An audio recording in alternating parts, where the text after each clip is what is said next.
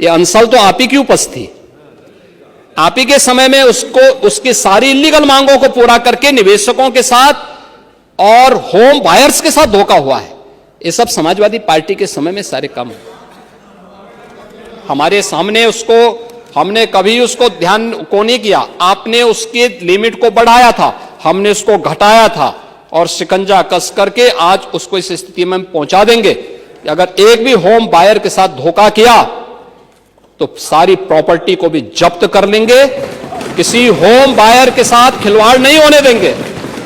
लेकिन मैं इस बात के लिए भी आश्वस्त करूंगा कि अगर किसी को गलतफहमी होगी कि किसी गरीब का पैसा या किसी नागरिक का पैसा लेकर के वह कहीं भाग जाएगा तो पाताल से भी उसको निकाल करके लेके आएंगे और सजा दिला देंगे और सबको हम गारंटी देंगे कि उसका पैसा उसको मिल जाए।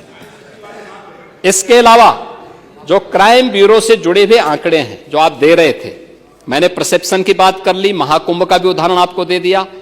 अब मैं तीसरा उदाहरण आपको इसको दे रहा हूं। एनसीआरबी के जो डाटा है, डकैती में 2016 की तुलना में 84.41% की कमी आई है। अब मैं 24 की बात कर रहा हूं, अब मैं 22 में भी आता हूं। देखिए 2016 में 263 डकैती के मामले सामने आए, 263 ऐसे मामले आए थे और 22 में 50 ऐसे मामले आए। लूट के मामलों में 77.43% की कमी आई है। हत्या के मामले में 41.01% की कमी आई है। बलवा में 66.40% की कमी आई है और गृह वेदन में 5.12% की कमी आई है और फिरौती के लिए अपहरण में शिवपाल जी इसमें भी कमी आई है 54.72% की। ये है अपराध के आंकड़े। और यह अब प्रवृत्ति समाप्त हुई है जो आपने पैदा किया था, वन डिस्ट्रिक्ट वन माफिया आपने पैदा किया था। आज माफिया नहीं है, दूर की कौड़ी हो चुकी है। गोरखपुर के सब माफिया तो पहले ही जा चुके थे, उनको पहले निपटा चुके थे। बाकी जो बचे खुचे थे उन सबको हम लोगों ने उनकी गति को पहुंचा दिया है। और हम लोगों का प्रयास था कि राम मंदिर बनने के पहले राम नाम सत्य है इन सबका हो जाए, लेकिन जो बचे थे समय के अंतराल में सब कुछ हो गया है। और आज मुझे बताते हुए प्रसन्नता है महोदय कि ये सब हम करने में सफल हुए हैं। पुलिस के रिफॉर्म हमने जो किए, पुलिस की सुविधाओं में जो बढ़ोतरी की, उनकी ट्रेनिंग को बेहतर की। ये वही प्रदेश था जहां पहले अपराधी दौड़ाता था, पुलिस भागती थी और पीछे अपराधी और माफिया उनको दौड़ाता था। माफिया के सामने सारे के प्रोटोकॉल फेल हो जाते थे।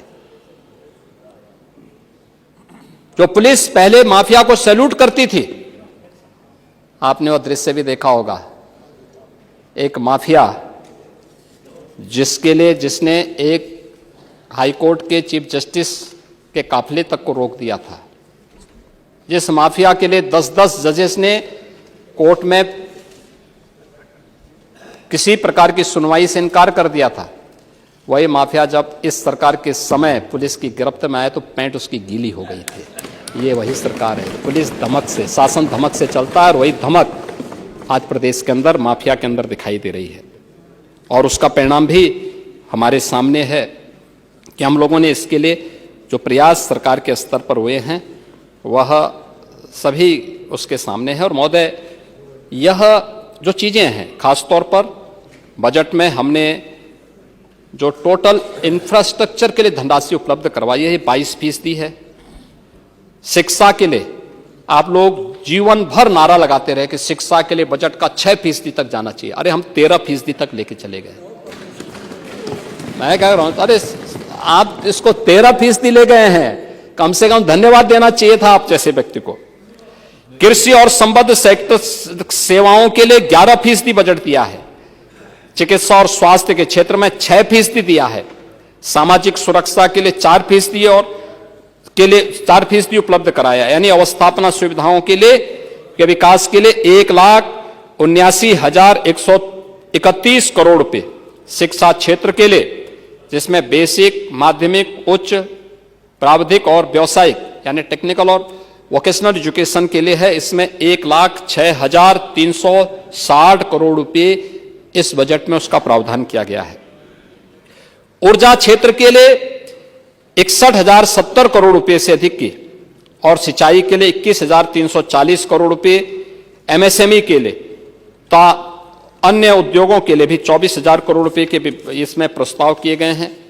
नगर विकास के लिए 25,308 करोड़ रुपए, आवास और शहरी नियोजन के लिए 7,403 करोड़ रुपए, नागरिक उड्डयन के लिए 3,152 करोड़ रुपए, चिकित्सा स्वास्थ्य, मेडिकल एजुकेशन, आयुष आदि के लिए 50,550 करोड़ रुपए, कृषि और उससे जुड़े हुए जो अन्य एलाइड सेक्टर्स हैं इनके लिए 89,353 करोड़ रुपए, ये सभी हम लोगों ने इसमें दिए हैं। और इसके साथ ही मुझे बताते हुए प्रसन्नता है कि सरकार के प्रयासों का परिणाम है कि हमने उत्तर प्रदेश विधानसभा को आईटी से लेस करने में सफलता प्राप्त की है। आज उत्तर प्रदेश की विधानसभा ई विधान के रूप में देश के अंदर जानी जा रही है, और जो भी आता है अभिभूत होकर के जाता है।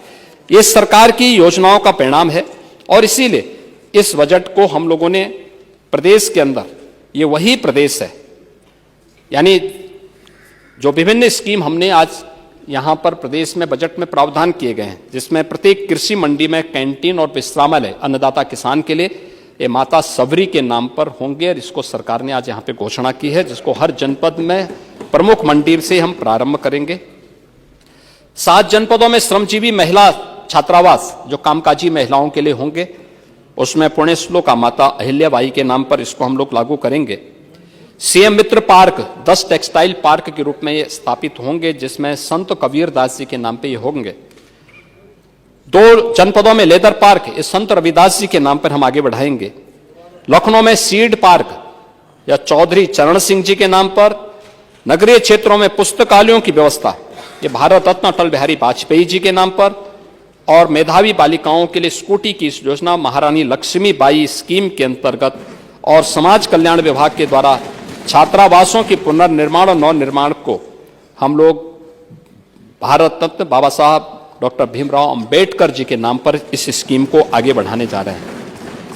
महोदय, बजट के बारे में जो मैंने कहा कि इतना जो भी प्रयास सरकार ने किया है, यह उत्तर प्रदेश की अर्थव्यवस्था को, जो अर्थव्यवस्था कभी पिछली सरकारों की उपेक्षा के कारण जो उत्तर प्रदेश केवल एक लेबर फोर्स बनकर के रह गई थी, आज वह उत्तर प्रदेश देश की इकोनॉमिक फोर्स बनकर के उभरे, भारत के ग्रोथ इंजन की भूमिका के रूप में अपनी भूमिका का निर्वहन करे, इस दिशा से सरकार ने व्यवस्था आगे बढ़ाई है।